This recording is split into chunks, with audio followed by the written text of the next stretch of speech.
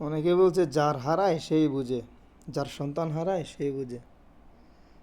দেখো তার মা বাবার কত আর্তনাদ করছে। আমার কথা হচ্ছে ওই ছেলেটা তো ওখানে মারামারি করতে যায় নাই। ওই ছেলেটা দেখেছে তার প্রাপ্য অধিকার আদায়ের জন্য গিয়েছে। সে কি কারোর সাথে মারামারি করতে গিয়েছে? তাকে মারলো কারা? তাদেরকে মারার অধিকার কে দিছে? হ্যাঁ,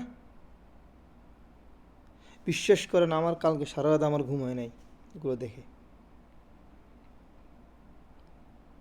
আর অনেকে বলতেছে এই কি যে কয়, আমি রাজাকার, এটা মাথা থেকে জাতীয় পতাকা খুলে তারপরে এটা বলো, কারণ এটা পতাকার অবমাননা। তাহলে কি মাথা হেলমেট পরে হাতে অস্ত্র, দেশীয় অস্ত্র নিয়ে এই আমার ছাত্র ভাইদেরকে মারা এটা কি আমাদের দেশের সংস্কৃতি?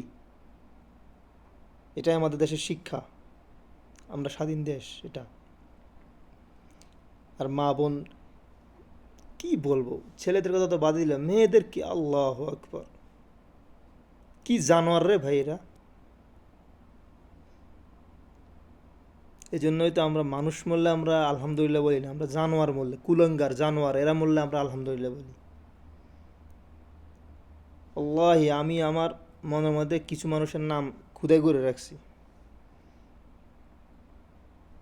যে আমি দেশে যদি থাকি, ওরা যদি মারা যায়, আমি জানাজার নামাজও যাব না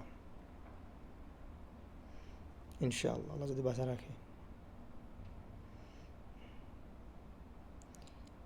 কান্না চলে আসতেছে এইসব দৃশ্য দেখে। ছাত্রবাদের সাথে কি মানে ঠান্ডা মাথা মেজাজে কথা বলা যেত না? তাদের সাথে স্বাভাবিকভাবে কথা বলে এটা সমাধান করা যেত না? মারতে হলে কেন? তাদেরকে মারার অধিকার কে দিল তাদেরকে?